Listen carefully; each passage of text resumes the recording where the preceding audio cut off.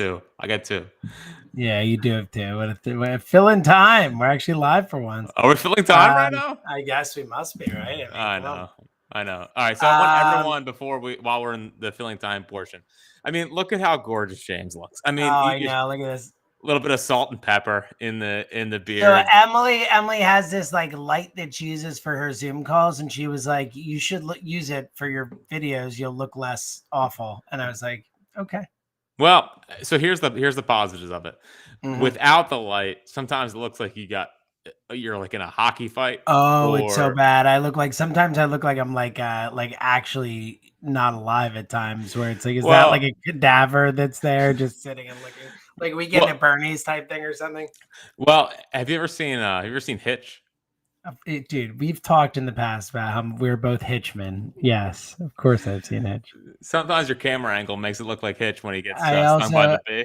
Yeah, totally. I love how that's a good reference. Thank you. Very makes me feel good about how it looks sometimes. Very positive. I love how much you love Hitch more than anyone maybe alive. All right, we ready? More than Kevin James and Will Smith. Oh, probably. Without a doubt. They forgot they did it already.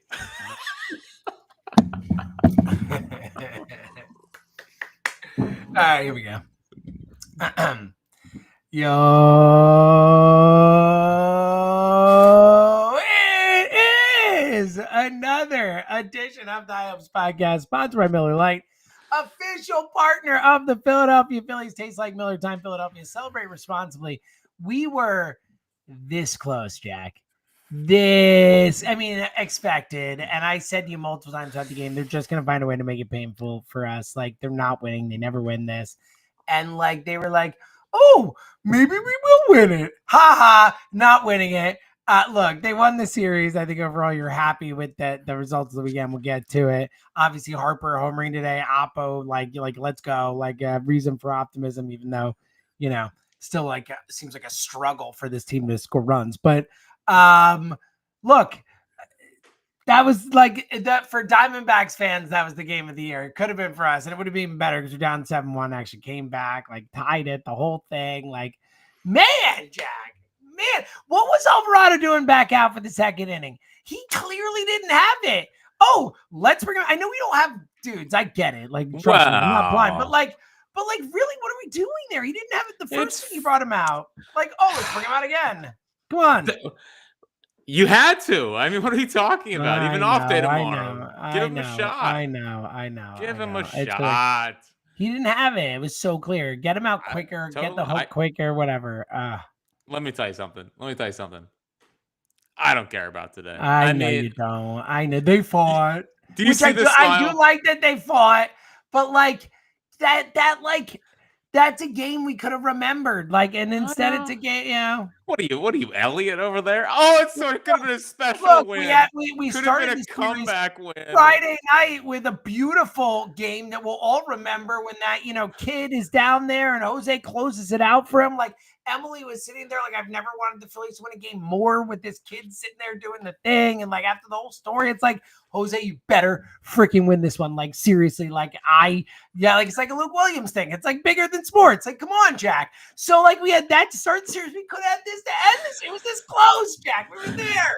Yeah. And shout out to Coffee, by the way. I mean, an unbelievable story. Just all over. It was like immediately, like, it was like, you could just at this point, if Alex Coffey doesn't have the human interest story about something cool like that, like the day after it happens, I'm disappointed now at this point. I guess my biggest question is, where was he today? We also needed that one. You're right. It's a weekend. It's school's tomorrow. I get it, but we have a series to win against the Diamondbacks. So, like, all right, I listen. I'm going to be completely honest. I can't be too upset. I can't be too upset when they take 2 or 3 from the Diamondbacks. I wasn't expecting to take 2 or 3 from the Diamondbacks. The Diamondbacks are a good team, and they're a very well-constructed team. I don't care. They're only 17-16 heading into the year. I don't like. They just took 2 or 3 from the Mets, and obviously we have all the freaking pain of a year and a half ago. It was annoying how much they ripped Fott. It was annoying watching Ryan Thompson again. It was annoying watching Kevin Ginkel again. It was annoying existing in the same world as Corbin Carroll. And guess what? They took 2 or 3. And they've won 3 straight series. They were never going to give this a win for us today. You've been waiting to just spin hard here. I love this. Well, it's not spin. I can't. No. Look, they're 19-15. They're not bad. They're not bad. They're not bad. I just like, what do you want me to come on and like act like they suck when they? No, and they don't. And that was a good series. I agree with you. Of course, it was a good series. Like, we had a chance. I'm just disappointed because we had a chance to come on here and be like, you're looking for game of the year, series of the year. Like, let's go. Like, so you're looking for clicks. I'm looking for straight up. No, I'm looking glass half empty. You're looking glass half full, and that's fair. What do you want me to do? Like, dude, they took 2 or 3 from the Diamondbacks. And you're gonna mock this, and everyone who hates the Phillies is gonna mock this, but they fought today. They could have easily rolled over and died. They have a game. They have an off day tomorrow, so it doesn't totally matter. I get it. If a Ranger a month from now, that's not even a game. They run away with that one today. We've seen this team, for as much as you and I have ripped them for laying down and completely folding, they didn't do it today. They fought back, and some bad baseball mixed in per usual. It's never going to be crisp. It's never going to be clean. Not allowed.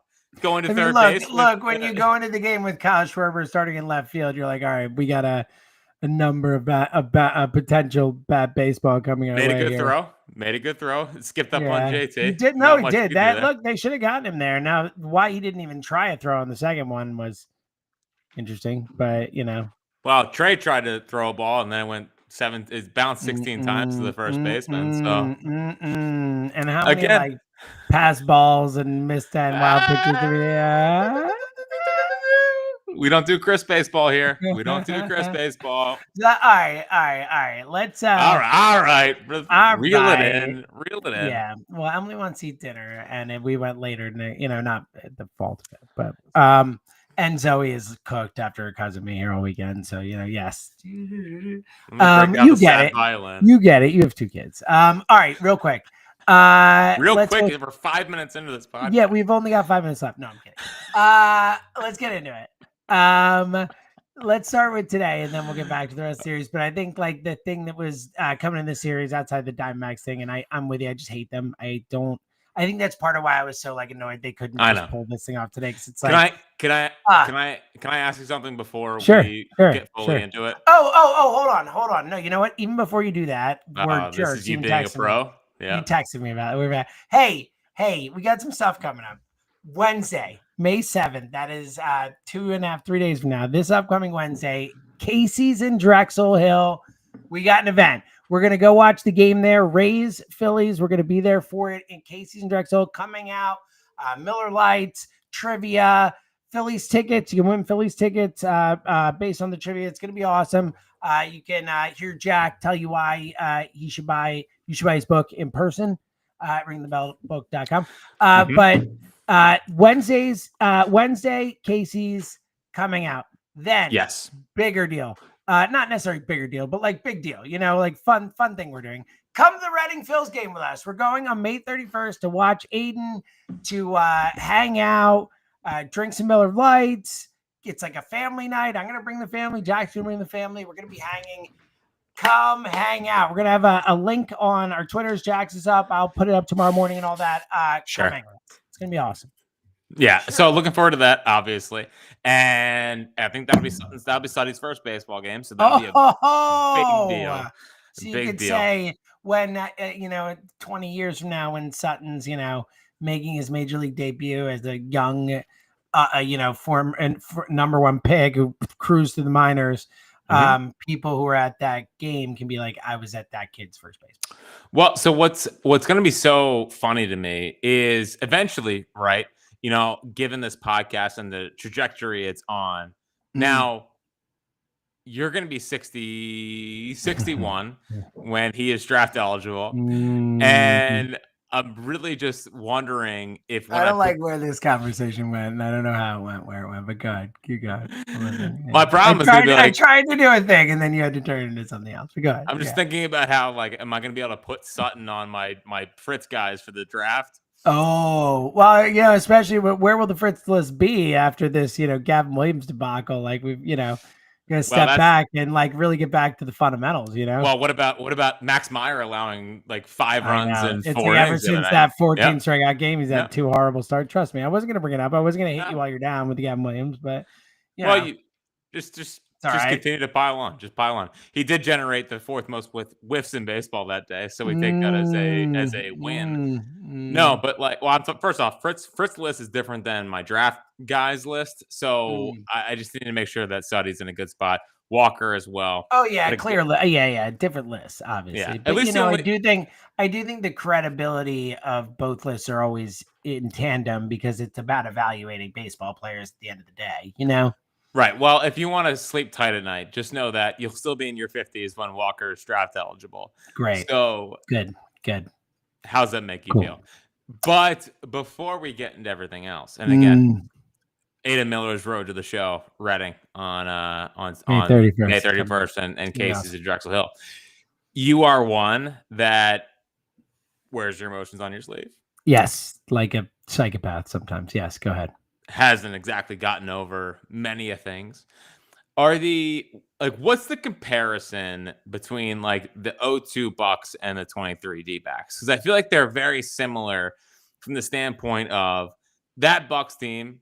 Now, I actually think the difference is that Bucks team turned out to be an all-time team. Yeah, the difference is defensively. the Bucks actually won the Super Bowl. Like if the Diamondbacks had won the World Series, I think it would have added an extra layer to it or level to it that would have made it worse. And I think the Bucks going on to win the Super Bowl that year, and to your point, like kind of aging very gracefully in a The good amount way. of Like Hall with of Famers on that yeah, I defense. mean, like the defense is insane. It has like 4 of them or whatever, 5, like Rondé, Warren Sapp, Derek Brooks, like just full of them. John Lynch. John Lynch, yeah.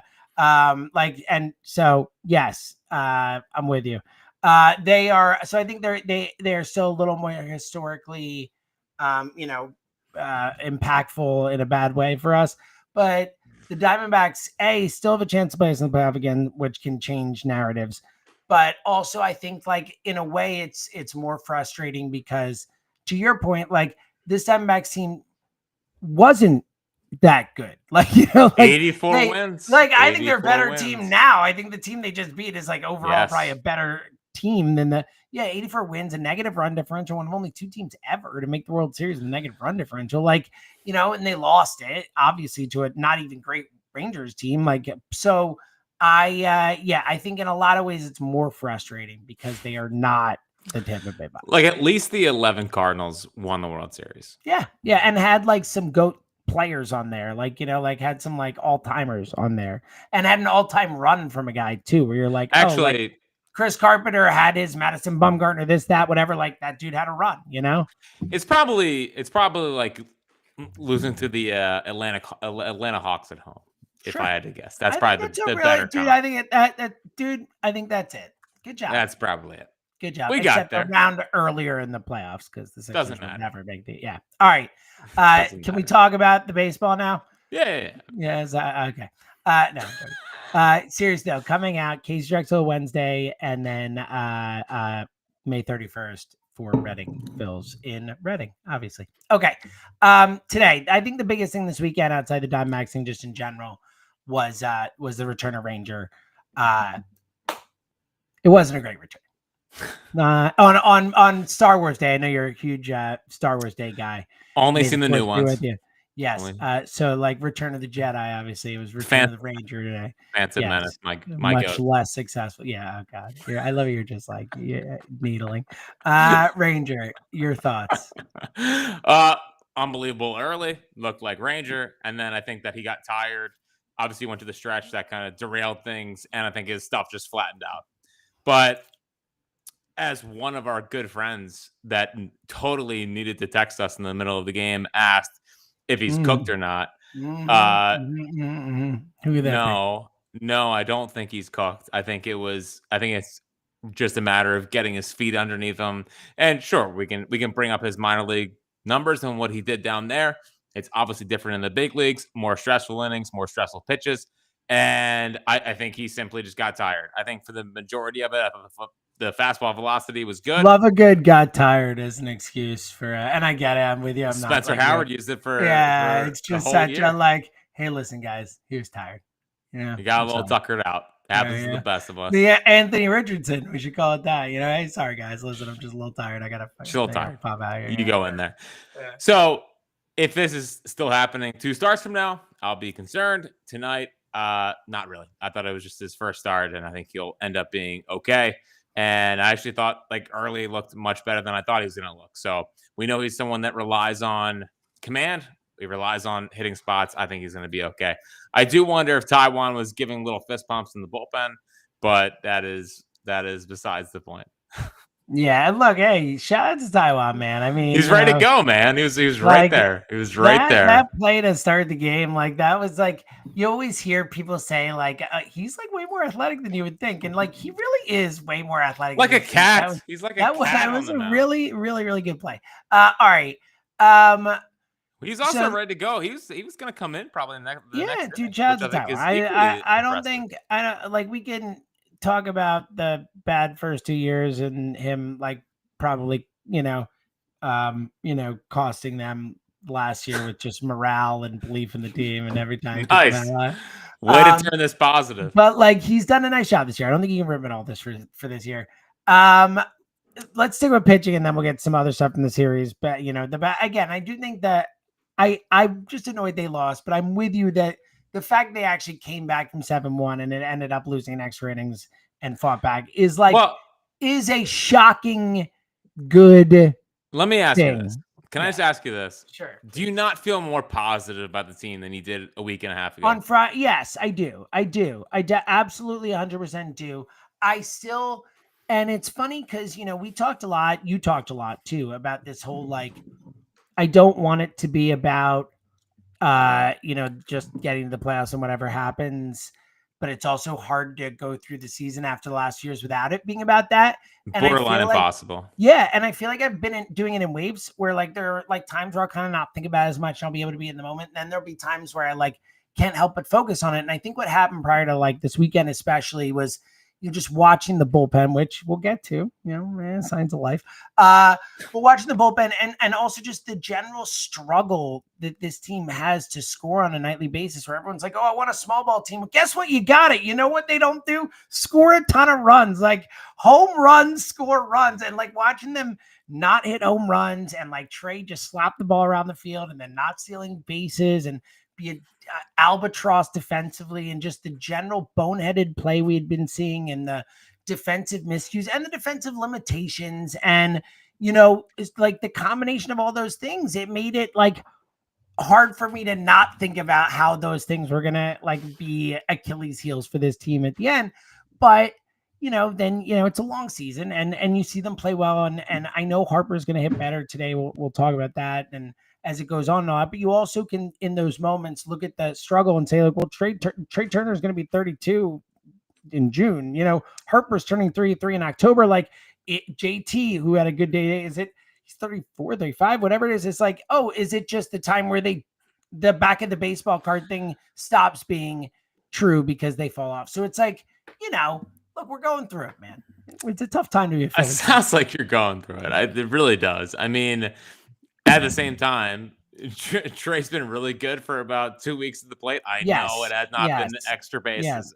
But it's again, the slugging percentage being lower than the on base percentage, he's been good, but it's also what does that mean? What does that impactfully mean on a baseball team to winning games, especially when, we can't even get into the contract part of it. But yeah, anyway. Especially when you're a horrible defender at the most important position, but whatever.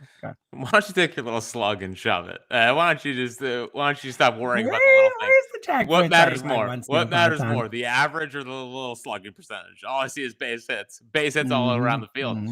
So I don't know, man.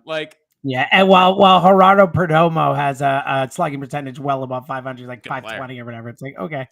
Yeah, I can't believe how good he is. It's infuriating, actually, how good he is. It's infuriating. He was basically in the NLCS. He was viewed as an automatic out because he was Like, he was a 9-hole hitter that did nothing, and now he's a pretty interesting piece of the And then Diamondbacks. homered in Game 7. Yeah, too. Nice. Well, guess what, buddy? Phil's looked 2-3 today, so who cares about the NLCS? No? All right. No. But yeah, so I hear you on most parts. I will say, outside of Carlos Hernandez, who, good thing no one on this podcast believed him. The bullpen, I think, has at least found its footing. You know, I don't think it's been a total disaster. I think Carlos Hernandez, maybe they sent him down or cut him. Like, first off, if you put Carlos Hernandez on waivers, no one's claiming him, so I think he'll be okay. If you want to bring up like a Joe Kunal from up at Lehigh Valley, don't you worry. I'll start dropping Lehigh Valley names whenever you need it, buddy. Don't wait till the Otto Kemp discussion in about. All they do is win, buddy. All they do is win. They are a wagon. The Lehigh Valley Iron Pigs are. I think if you put them up against the Phillies, feels like they might be an under -200 favorite. I'm gonna be completely honest with you, especially if Nick's on the mound. If Nick's on the mound, you got a problem. All this stuff grades out at an MLB quality level right now, so we're very excited about the Nick Abel development. It's why it's hard to get too upset about this. I mean, Otto Kemp. That's why, yes, dude. Otto Kemp. It's like we're at the point where it's like you got to bring him up. Like, what else can you do? Like, the guy is raking. Hey, I was going to text you this earlier, but I simply forgot because I have 2 kids. You have 1 kid, but you complain more. So, dude, my kid is a little me, and thus is probably like, in terms of like, it probably feels like having more kids than your 2 kids combined. So we've been calling her Junior lately for me. Nice. Because the Pout is named Junior, and we're like, that's perfect. Nice. Well, listen, I took a little joke, and I was right there. So we get a lot of credit, I believe, on this podcast for good things, yes. For the Jesus Luzardo development, which I think we might have undersold, if I'm going to be honest with you. Doubt. Well, we didn't know we didn't know what he could look like with a real pitching coach and real staff and a real whatever, you know. And he changed his slider grip the other night, which is really interesting. I actually wish he didn't change his slider grip, but apparently he changed his slider grip because he wants to throw more strikes with it. Love it. I liked where it was a bullet slider. Regardless, who cares? Jesus Luzardo is awesome. So we get a lot of credit. I think we deserve more for how excited we are about Jesus Luzardo. But we do simply not get enough credit for being the first podcast that was all over the Otto Kemp breakout. Oh, I mean, totally. And it was because of me. I was like, ooh, that Otto Kemp guy seems pretty good. And then you jumped on it, but you're welcome. Well, so here's what I like about what I just said is it really shows that we're a we, not me podcast. Yes, that's it. Well, I was obviously, giving you a chance to get credit for it. Yeah, I like that we're a we. We're a group. Hey, you always have been, right? The guy you do the pod with. That's what I've been doing. Nice. If you have to wear Carlos Hernandez, you also have to wear That's Otto true. Kemp. Yeah, the podcast title doesn't say Jack things. That's true. Yeah, good point. So Otto Kemp's dope. I have this in the take bag, but might as well get to it now. Oh, yeah. I don't know what to do with Otto Kemp because, first of all, I keep calling him Otto, like an automobile. Otto, not Otto. It's Otto. Simply don't care. I don't know where to put him. Like, I know that everyone's going to comment. Like, can't you just feel it right now, James? Where it's just like people are firing up their old computers. Play him at third. Play him at third. Play him at third. Play him at third. Well, if you play him at third, then you're going to lose Bohm probably for the eternity. So while I hear you in a society in which that's like there is no feelings involved, I would agree with you and say just play Otto Kemp at third base. I don't think that's realistic. I don't think it's realistic to say bring him up and play him at third base because they want Bohm to be the third baseman, at least for this year. I still believe that Alec Bohm at his best gives this team the best chance to win on a night in, night out basis. Is he doing it so far? Absolutely not. Do we put him in left field? Well, Weston Wilson hit a 3-run home run today, which was beautiful and can physically stand in left field. Also, if you want to say, well, what about Kepler? Well, Kepler's on fire right now, so you can't take Kepler out of the lineup. You also, in center field, you have a Marsh Rojas platoon where it seems like Rojas is taking that job and running with it, which is good to see. Very happy for Johan. And I do think people freak out about every little thing Johan does, which is infuriating sometimes, but I think he's done more good than bad. Agree. So while I am dying to see Otto Kemp in the Phillies jersey, I simply do not know where he's going to play. I don't know where he's going to play. And I don't think it's as simple as just sit Bohm down, because I think that if you do that, then you might as well just trade him. So I don't know. I don't know. I got my hands up, and you can't like see on the screen. I got my hands up.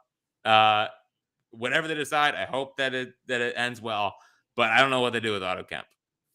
Yeah, and look, sometimes that's a situation, and I think that they're certainly going to give these guys more leash before they decide to do something drastic, like say, hey, you know what, we have to win this year, and Alec Boehm is not as good a hitter as Otto Kemp, so we're going to play Otto Kemp. Like that would be a drastic decision.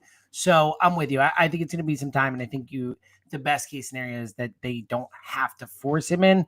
But baseball is a season where these situations present themselves. Like we want everyone to stay healthy. Players will get hurt at some point. Someone will at some point. You'll have to move someone here, do something else or whatever. Like something will present an opportunity for Otto to come up and get an opportunity. And then if he hits, he hits. And then guess what? He's going to create his own space by hitting. Like that's just the way the sport works. So I'm with you. I don't think there's anything right now, but I do think that he's ready. Like the numbers, at the level and what he's done, like he deserves a shot to see what he can do at the major league level. I think. Yes. All right, let's get to some other stuff in the series. I think from today, at least outside of the fight and all that, which was great. I think the thing that was the best thing we saw was the Harper homer. He has been so mired in this slump and didn't have a great weekend, period, really. But opposite field, like clear home run, like actually. First, it was like, wow, Bryce, all right. Where are you at on Bryce just overall? Because I do think heading into the weekend and the beginning of the weekend, we're starting to get to the point where, and not like people hate Bryce or anything, like, he's Bryce, but I do think we're at the point where we're starting to hear more people say like, hey, Bryce, we love you, but like, you got to do better. Yeah. And I think that's totally fair. I just think that this weekend was a step forward from that standpoint. I really do. I thought he made a clear swing adjustment the other night. And, I think that was designed to help get the bat through the zone quicker. And I thought today the bat was getting through the zone much, much, much quicker. And I think that home run was great. Seeing it the opposite way, seeing him carry it through was really big. Even the hit late I thought was huge, or not late, but in the middle of the game was huge. And then, I mean, like the pitcher kind of just dotted up the outside corner to him a couple times. It happens, whatever. But I think from the standpoint of not looking completely lost to the plate, not looking disinterested, I thought it was a positive weekend from that standpoint, because I was incredibly frustrated. I mean, I led the show with it on Friday on the old WIP. I was just disappointed. Like, I was just disappointed absolutely. And I thought this weekend, and it wasn't disappointment. I know that everyone goes through ebbs and flows of a season. I'm not like dumb enough to not understand that. Of course, there's ups and downs, and guys are going to go through like 3 for 28 stretches. It happens. But I thought it was an extra level of mopiness, a little bit too Bohmish for me. And the approach falling off at bats, going up and hacking, and not really not really going about his business in a professional way, And I think that this weekend you saw more of the, again, if you get out, if you strike out, whatever, it just can't be 0-1 and then flailing at a pitch on the outside corner and like weakly popping up to left field. That was more my thing. And I think that I think overall it was a positive weekend for Bryce. So it was good to see the home run today. Obviously, they're going to go on the road here in a little bit. I tell you what, not a bad spot to hit down in the minor league field down there. Yeah, I know. Would be a good time to get hot. So I was frustrated, but I think overall it was a mostly positive weekend for Bryce. Yeah, look, I think offensively, and I want to get your thoughts on one other thing, but in general, you know, it's a struggle. But like Kepler heating up has been nice. Obviously, he's been Yes. really good. Our guy Max, the German, as we call him in this house, because Emily is half German, so I was like the German. Cap. Nice. I call him Cap, like because I feel like if I were buddies with him, I like it'd be like Cap. Like I just think that's what I call him, and he'd be cool with it. So whatever, no big deal.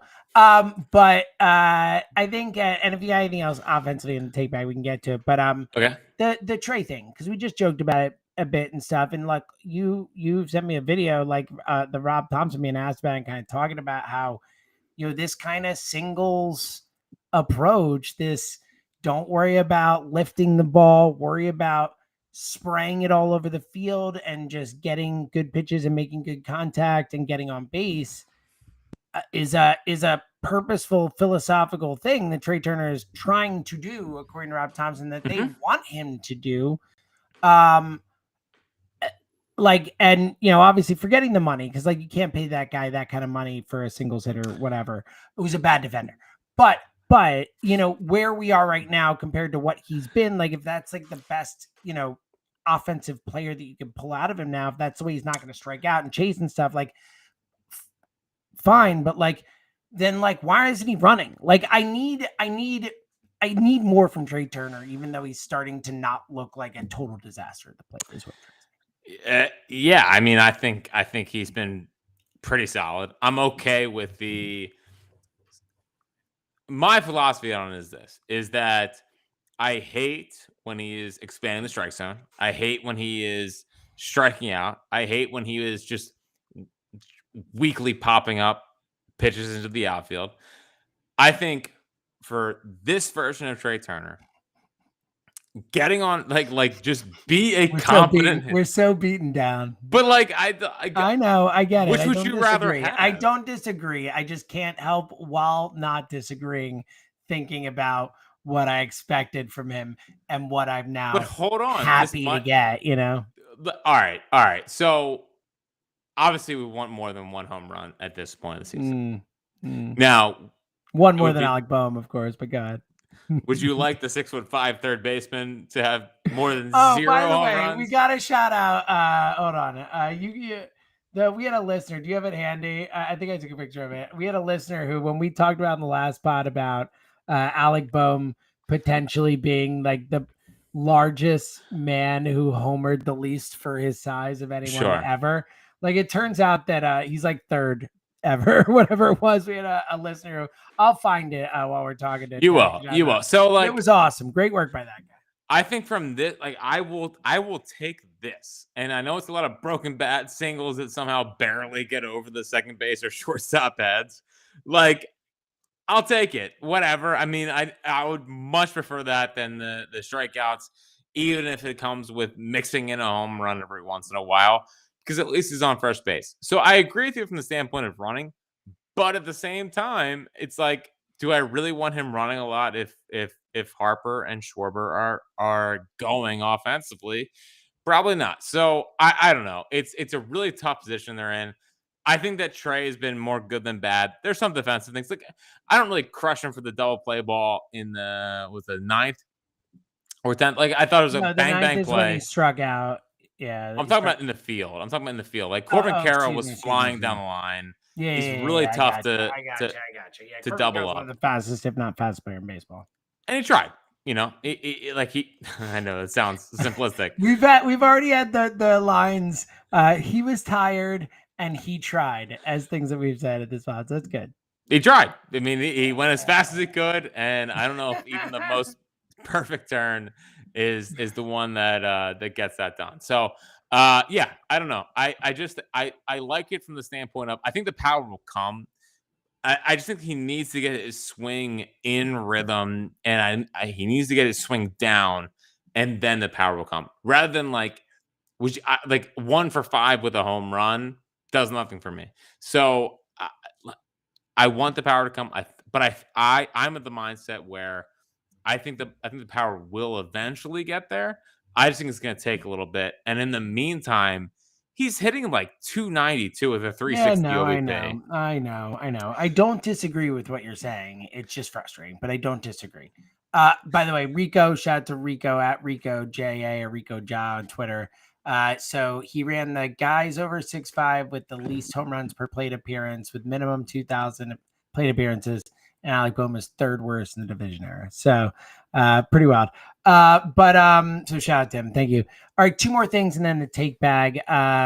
One is, and you could just, the first one, I don't think there's too much to say about Aaron Nola, but, another really great outing and two straight really nice outings from Nola. He was good again on Friday. Yes. So the Nola thing. And then, another two things that we were incredibly concerned about. One, I think Nola we were less concerned about, but the bullpen, I'm not, there or anything, but a good weekend. And really a good week, I would say. If you take out Carlos Other than Hernandez today, of course, today with Alvarado and Hernandez, yeah. If you take out Carlos Hernandez, I believe that they've allowed like one earned run in their last 22 plus innings pitched. Yeah, it's good. It's good. So he might just be done. And again, thank God that you never put your name on Carlos Hernandez. Would never do that. But hold on.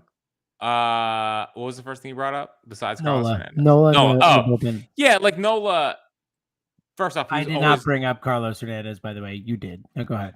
He was always going to go on this run in the middle of the summer, or where he stabilizes and turns closer into the Aaron Nola that we've seen.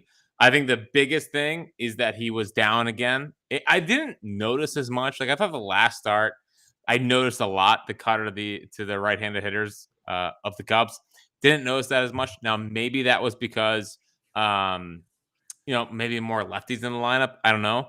But regardless, fastball velocity was right back up where you wanted it to be, more 92, 93.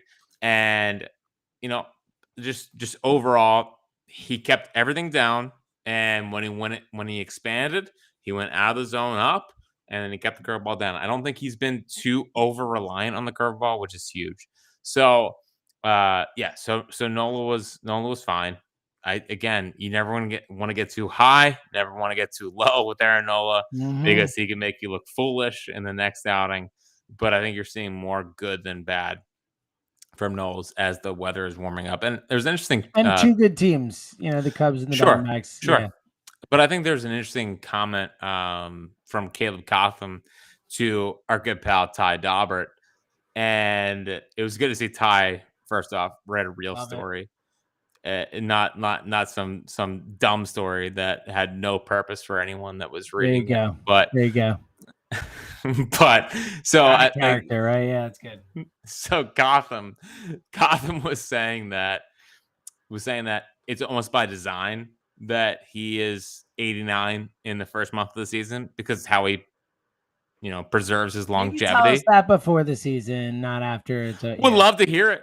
We'd love to hear it. So yeah, Knowles is shoving, man. Knowles is shoving, and I just hope he keeps it going. And maybe we just have to get used to him being virtually unpitchable in April.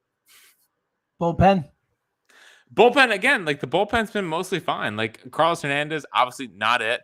Jose Alvarado was fine. I agree until today. Yeah, I agree. Just because he didn't have it as much. Like I get it, where it's like who else are you gonna trust? It's like I get that as a general thing, and I generally am like, yeah, you gotta trust your guys, but also you do have to trust your eyes at times and say, even though he's my guy, he just absolutely doesn't have it today. And thus, taking a shot on someone who's not as good, but maybe they have it today. We know pitchers can have it on days and not have it on others. And maybe you get a day where Carlos Hernandez doesn't suck. Very unlikely. But look, I'm not destroying Tauber for it, but I didn't love it. I think if Rangers give him 3 2/3. Of course, probably different. Of course. Kirk is the culprit for all that. Kirk had to give it an extra inning, which you don't love. So what's interesting about the bullpen, I think they finally found the spot for Joe Ross. I think they finally found what he's supposed to be. He hasn't allowed to run his last 8 innings, which is really important. Strawn was always going to be fine. I actually thought Romano's stuff took a decline today. still was able to get through it, which is good. But I thought his stuff kind of did not look fantastic.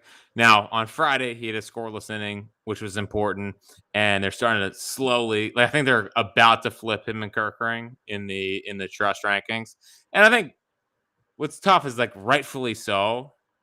I just don't. I think Kerkering right now is down from the standpoint of a confidence perspective. I think confidence wise, he's really shaken. Well, he's And never gone through a stretch like this really in the majors. You know what I mean?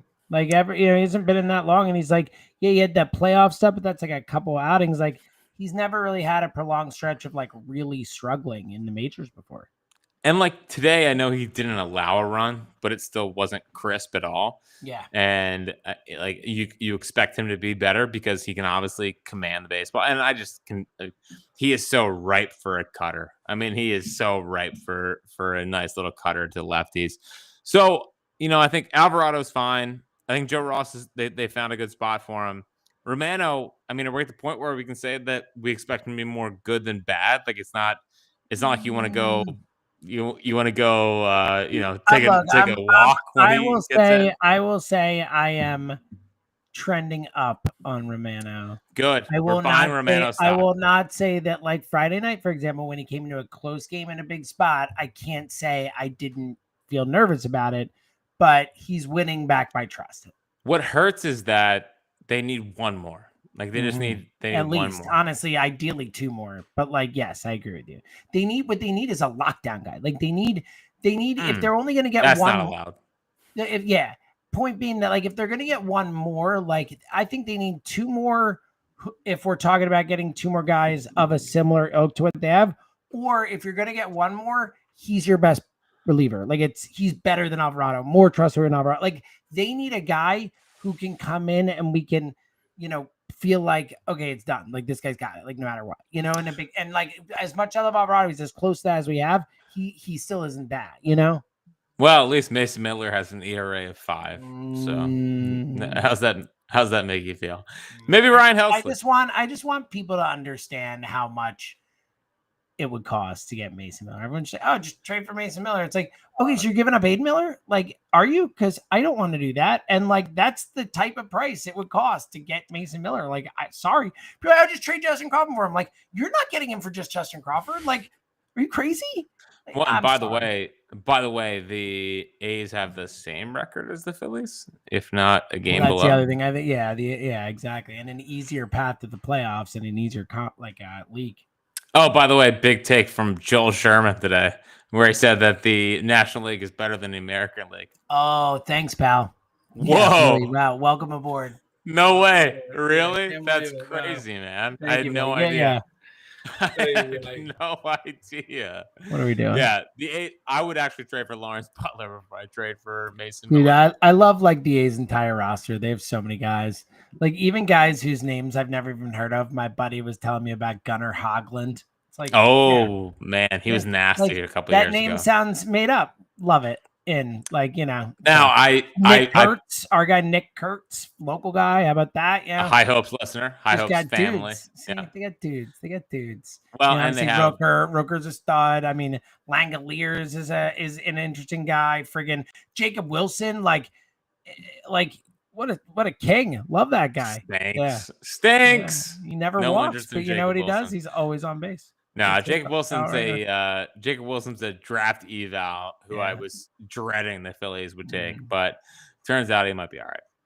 They're a fun team, is the point I'm with you. Anyway, I can't keep talking the A's. Emily's like dying to eat. Well, the A's are at the end of the month anyway, so it'll be fun. There you go. It's the Rays, not the A's now. All right, what's in the take bag? What's in the take bag? How long can I extend this? Dude, you're hurting Emily, not me. Think about that. Yep. She's texting me about putting food in the oven. Can I start it? How long? Well, how long does she want me to talk about Painter's fastball?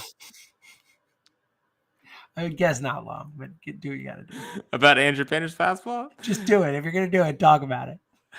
Certainly wouldn't want you to talk about talking about it. So I just need to get this out there for the High Hopes listeners so that it is officially on the record and one that they can refer to when talking about Andrew Painter. So while I think that Andrew Painter is an amazing prospect, and I cannot wait to see him in a Phillies uniform and cannot wait for his debut. Mm-hmm. I think at the beginning, it might be a little struggle from the standpoint of home run wise. And I think the biggest thing he has to develop in watching his last start, and really just his last couple starts, while the fastball can hit 98, it's a flat fastball. So he's got to do two things.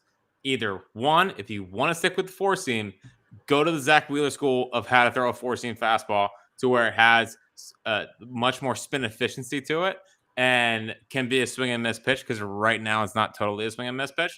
And then, or go to a sinker. Like, I think that either a sinker or find a way to fix the four seam efficiency to it. Now, I believe it is not recouped since before Tommy John, and I think that Tommy John, as he's rehabilitating from it, will be fine. But I can see you dying on the inside. But I just can't wait to tell Emily why dinner was later. Oh, Jack had to talk about spin efficiency. That'll go great. I have been sitting on this Andrew Painter take for a whole weekend. I'm so happy and I whole didn't weekend. How did you make it through? Like, I'm surprised you survived the weekend. Just didn't spontaneously combust, having to go. I didn't want to tweet about it because keeping this inside. Well, it's like, oh, let me tweet about it, and be like, oh, he sucks, bring him up. He sucks, whatever. So that's why I have this podcast. But I don't tweet about anything, Jack. Yeah, dude, everything I tweet now, it's like, hey, this is awesome, great. Yeah. So I think either a sinker or I think either fixing the four seam efficiency would go a long way towards Andrew Painter. Yeah. Everything else is great. Everything else is great. So they're clearly pitching Max Kepler up, but the problem is Max Kepler's making them pay. So like when they miss up, bang, right in the middle. Yeah. Max Kepler. Also, I want to check in on the people who said the Phillies made no upgrades this offseason. Romano, hot as fire. Max Kepler, on fire. Dombrowski Renaissance, the take Renaissance here. And Jesus Luzardo. Jesus Luzardo is maybe a Cy Young winner. So I was told the Phillies didn't make any upgrades anywhere. Also, Max Kepler played center field today. That's very exciting. For a hot minute, yes. Yep. So maybe that could lead to Otto. You could say he stood in center field. I don't know if he actually got to play. He made a play. He made a play. You're right. One play. You're right. He made a play. And then final thing is, if I never saw them swinging at first pitch ever again, I totally understand. I'd be fine with them just taking every first pitch. I really would. Even if teams knew it and they just threw strikes, I'd be like, it's okay. Just do it, guys. It's cool. I know that sometimes they get a hit. Every time I watch them, it feels like it's a double play. Yeah, I think the numbers are actually probably pretty good on the first pitch. I think, but I don't care. I totally understand. Might be the best pitch they get. I get it. This is one of those classic, like I always say, like, and you've been in a car with me, like I would rather be 5 minutes later somewhere and not sit in traffic than get there 5 minutes earlier and sit in traffic to get there. Not my seltzer. Yeah, not my seltzer. That's me. All right, we good? I'm coming in. We're gonna eat soon. She's like, cool. Nice. Hold on. What can I do? What can I do to extend this out? Overall, I know you're gonna go to bed and you're gonna be so furious about the loss today. They've won 3 straight series. They're playing good baseball, and they're about to go to Tampa Bay and take another series on the road. So I don't disagree. 2 or 3. Keep doing playing good baseball. Hey, you stack these series wins right now. Yeah. Well, and also, hey, Jack, before we go, shout out to the Miller Lite account of the week. Jack's Steaks Tap Room. Today's Miller Lite account of the week, the bar of the week. Jack's JXX Steaks Taps Room in Philadelphia, where you can watch all Phil's games, 3-hour Miller Lite Draft Central. Go to Jack's, that's JXXSteakTaproom.com. All right, shout out to Jack's, shout out to Miller Lite. Coming out Wednesday at Casey's Drexel, coming out May 31st in Reading. I'm going to not even let Jack talk again so I can go and eat dinner. I'll see you tomorrow, pal. Everyone will talk to you later. He's for himself.